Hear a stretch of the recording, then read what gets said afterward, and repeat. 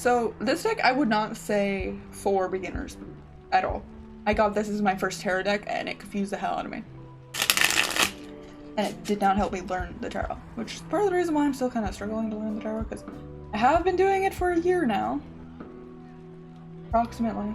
Tarot itself. I've been doing divination for a year plus. A little. But tarot itself I've been doing it for, I think, about a year now. And it's not beginner friendly. Like when you're first learning, you really need a deck that does have the like actual proper, you know, symbolization.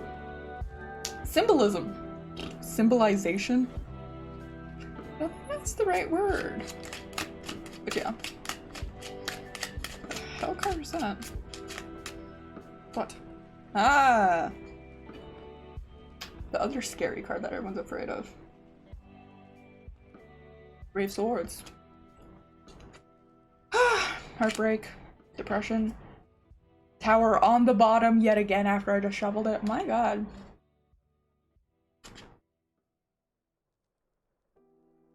That was more like a traditional deck. Yeah, I would say to do that. This one's good. Like, okay, if you're someone that doesn't necessarily... Like, it depends on how you learn, I would say, because this deck, for beginners, normal, like, average beginners, I would say isn't good, but it also depends on how you learn. I personally learn a very different way. So, like, me visually seeing a card, I'm not gonna look at it and be like, oh, I know what that means. That's not how my brain works. So what I did is I literally went to, elementary school Quizlet and I found some tarot like flashcard kind of things that helped me a lot better, because it doesn't show you the picture, it shows you what the name is. So it doesn't show a picture, it just says like High Priestess, and it's like, what does that mean kind of thing, and it gives you like the things. There's also quizzes that you could take based on the like flashcards that are on there. That honestly is what helped me to where I kind of know them. I need to start doing that again, honestly, because I have to really heavily rely on my tarot book that I've written myself for myself. But yeah, it really just depends on what kind of learner. Because some people do very much so need to have that like physical representation of like, oh, this is the 10 of Cups. Now, this one's actually not that bad imagery-wise. Well, sorry, shaking hands. This one's not that bad imagery-wise of what it means. This one's of like fulfillment, and like every single cup is like filling up another cup. So it does kind of make you think, oh, fulfillment. So it kind of helps, but it also just, this deck's really not the greatest for if you are someone that is very image-based. I'm not really image-based. I can be. Like, there are certain cards that I immediately see and I'm like, oh, I know what this means, because I can see the like symbolism in it and everything. But if you're just like, there's some readers that use the cards as like use the cards, see it, and be like, oh, symbolism. And and they base the reading purely off of like that symbolism. So like they'll also use the colors that are in the card, certain elements that are in the card and things like that. This is one that always confuses me what it means in this deck, because it's like, okay, butterfly cocooned up, okay, that's like, you know, transformation and all that stuff and like metamorphosis. This card doesn't mean metamorphosis though. This card, if I remember right, which it does make sense because of like how there's swords underneath it and everything like that. It's basically like you're being attacked, and it means basically that it's like feeling attacked, feeling too much, not really knowing what to do, essentially. So some cards in this deck is good, other cards, perfect example, 5 of Wands. It's just a bunch of sticks. It's just a bunch of sticks. This one honestly really does not help me understand what this card means. It's just, here's a bunch of sticks, figure it out kind of thing. There's so many other ones, and also all of the what is it called, the court cards, so like the fire, earth, water, air, that, but the like swords, pentacles, water, so cups, and wands, all of them just are an animal with that said like suit, so that cup, the sword, the thing like that. So it really doesn't really help. And like granted, like owl and swords, like okay, wisdom and things like that kind of makes sense with the symbolism, but then you have to think outside of the box. I don't know. These are not beginner friendly, I would say. It depends on how you learn. But that's all. I know I went on like a tangent and I looped back and I just said the same thing over again, but still. Honestly, this one right here, which is empty because I have the cards out of it and I completely and totally ripped this apart so that I can actually have it here outside of it because it was very hard to get it out of this.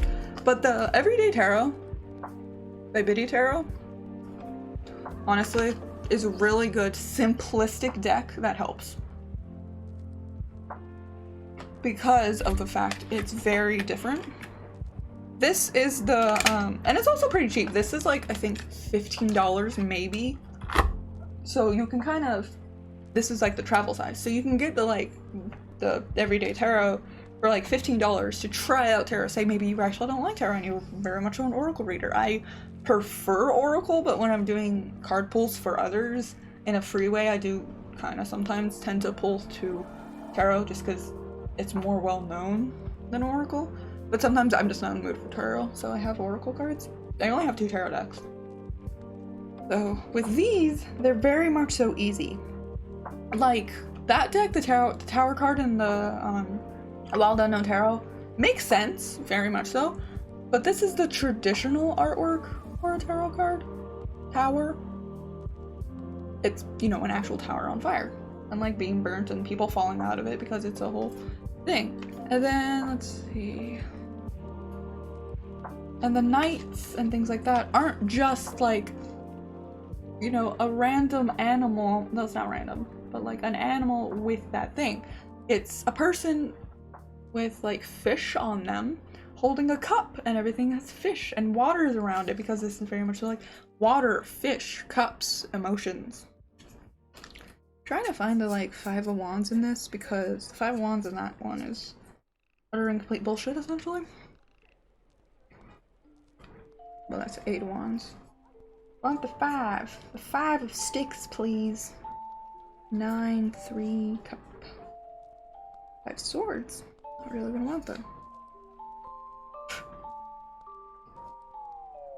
Yeah, 5 of Wands here.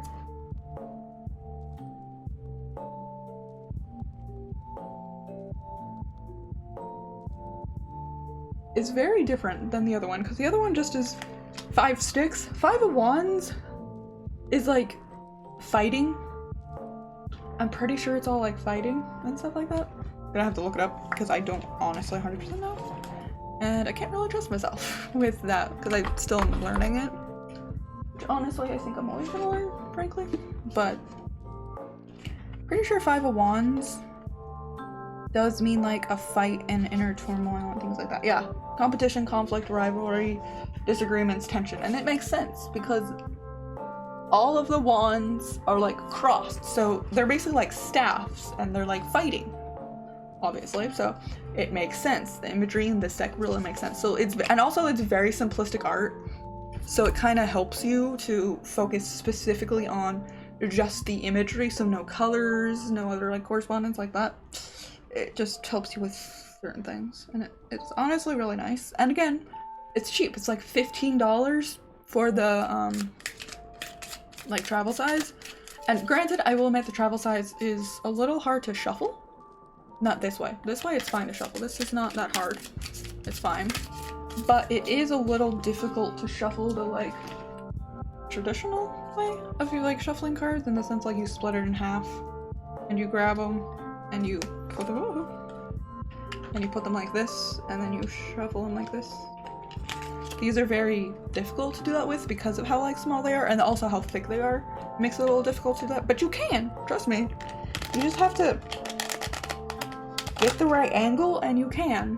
I just have to do them like tipped to tip in order to do it, but you can. It's doable. It just takes a lot of wrist, honestly. But it's possible. You can shuffle them that way. And it does come with a little tiny mini guidebook And the guidebook in this is a lot more simpler. So there's other guidebooks that I've read that tell you, like, I am someone that when I'm reading, like, something... Oh, this one's not actually that good. This one is an example of, in my opinion, a bad guidebook. It's not that it's bad, it's just, for me personally, my brain can't wrap around it. It says what a card means in paragraphs, which just doesn't work for my brain. Here, let me see. Let's go to the wands and then go to the Five of Wands. Five of Wands, upright. You are surrounded by conflict, disagreement, competition, and infighting. Everyone is actively voicing their opinion, but no one is listening. Listen carefully to each person or simply remove yourself from the drama. That doesn't make me be able to intuitively interpret what the cards mean. This just tells me what it means. It doesn't tell me, like, these are the, like, overall themes of this card. Now put two and two together to figure out what it means to you. This very much so is like, this is what the card means. This is what you're dealing with, do this. Which personally just doesn't work for me. Other people this works for, but it doesn't work for me. So my advice, if you do get this deck and you do want to, like, learn, and you are someone that's like me that prefers just keywords instead of a paragraph, with, again, like the Five of Wands, you can, instead of, like, you read the whole thing, it's like surrounded by conflict, disagreement, competition, and fighting. So in fighting, like personal fights or fight with other people. Get those, like, keep those in mind. The rest is just going to confuse you, because it confuses me. And you can also, like, oh, drama's a keyword here, no one is listening is a keyword, everyone's yelling and telling everyone else things instead of, like, stopping to think about things. Like, you just have to, you have to be a little more clever, I guess, to, like, read these. Not to say I'm, like, stupid, because I'm not. I learn very differently than, like, some people. It's not very different. I know a lot of people don't learn the way I do. You gotta adapt to how you learn. And you gotta adapt to how you work. So, never, I would say, like, okay, a lot of the tarot, like, things for, like, learning tarot, here's online, like, resources to learn tarot or whatever. They're good, but if sometimes those just don't help me at all. So it's very just, if you are like me and you're someone that honestly, it's easier for you to be like wordage and learn the words kind of, and like keywords and things like that, I would go to Quizlet, literally look up tarot. You'll find like flashcard tarot things on Quizlet that also has like games that you can do. It's like 1 or 2 games, it's not like that fun, but still has different types of quizzes. You can fix the quiz up to where it'll help you learn in like vice versa way, to where it's like, what's the question? Is it going to tell you this is what the card means, now what card is it? Or is it going to tell you this card, now what does it mean? You can do that a lot. Like, Quizlet's honestly really good for learning tarot in my opinion, and it's free. There's a lot of free tarot things on there. I have, I think, 2 different like virtual flashcard like decks, I guess I'll say, that I used to use, because one of them's very simple, very straightforward, the other one's a little more detailed, and it's just nice to have both of them, because then my brain can remember both and learn both, and my brain will attach certain things and not other things. Each individual brain is different, you just gotta find your niche for learning.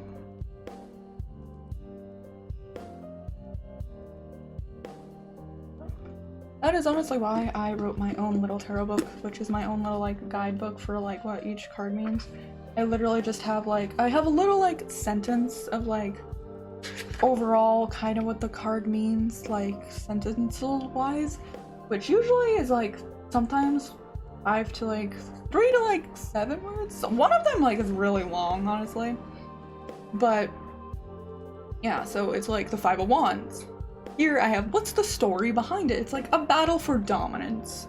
And then the meanings, I have upright, competition, conflict, rivalry, disagreements, tension, diversity, but in like a weird kind of negative way.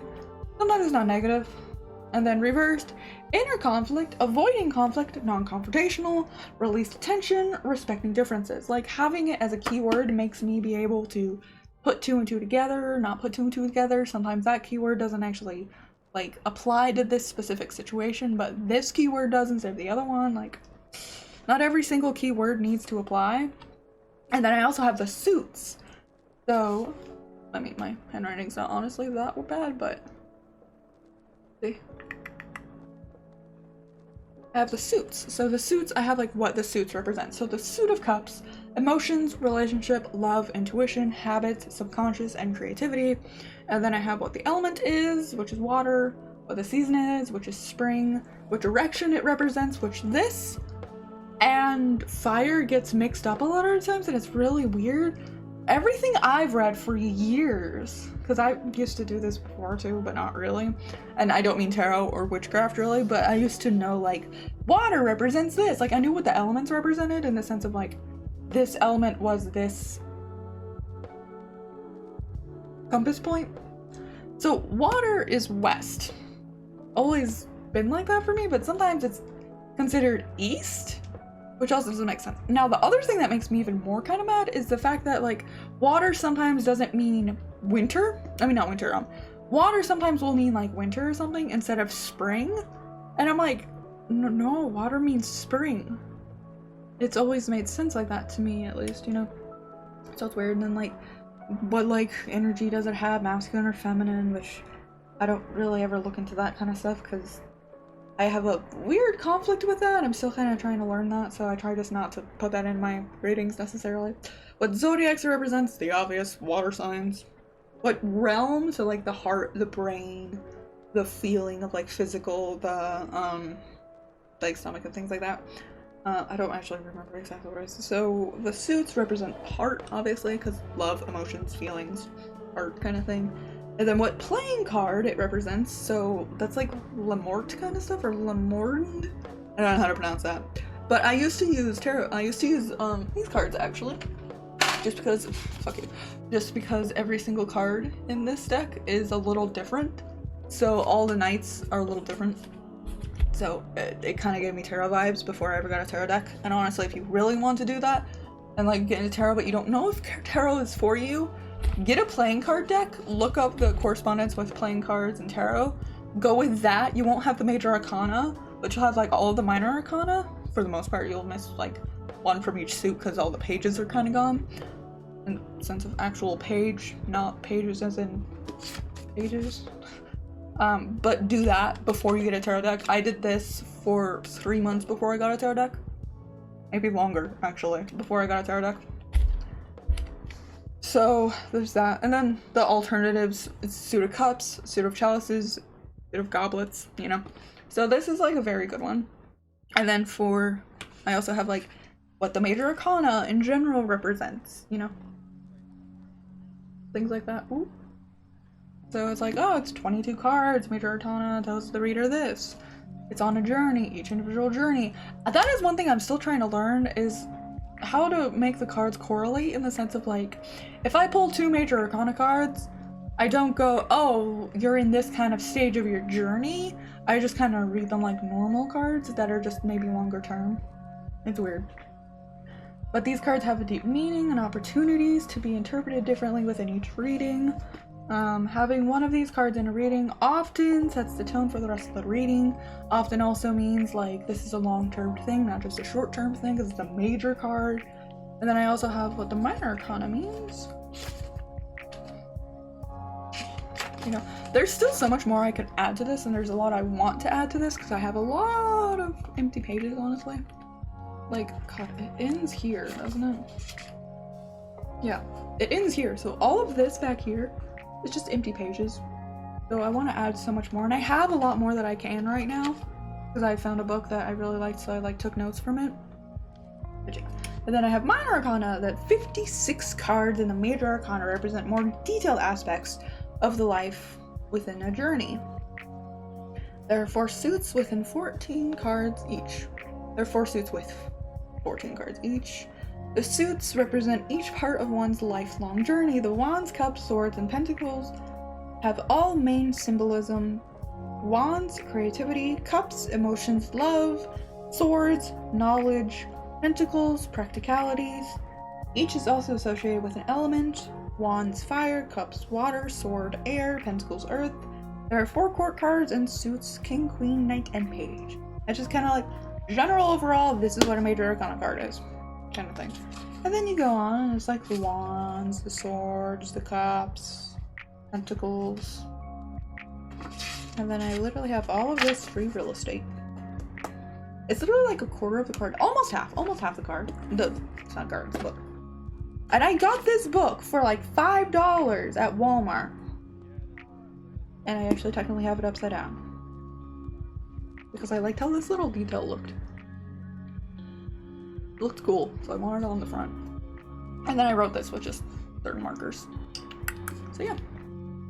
Honestly, I would say write your own little book. For tarot specifically. Like, yeah, sure, maybe write it in your book of shadows, but like, for a quick little like, pull out kind of like guidebook for yourself specifically, I would do that. Because then you could also like, I have so much more space on these pages for me to write like,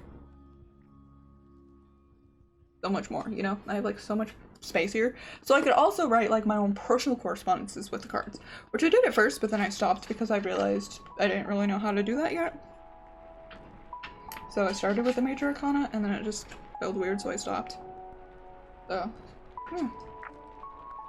there's that. And I could also write like so much more, like the specific colors and what the colors represent that are in the deck, the certain symbolism in the deck, when those represent. That's not just necessarily what like the strength card, obviously 9 times out of 10 it's a lion with the infinity symbol on its head, or at least on it somewhere, and usually there's a feminine person kind of like on the tiger, not tiger, the like lion. So it's strength, bravery, courage, because that's all what lions mean. And then the infinity symbol meaning like balance, infinite, an abundance. And then that person being there touching the like lion also just kind of represents like that balance of like beast and humanity kind of balance. So strength card's like the one that's like the easiest one to really understand the symbolism of.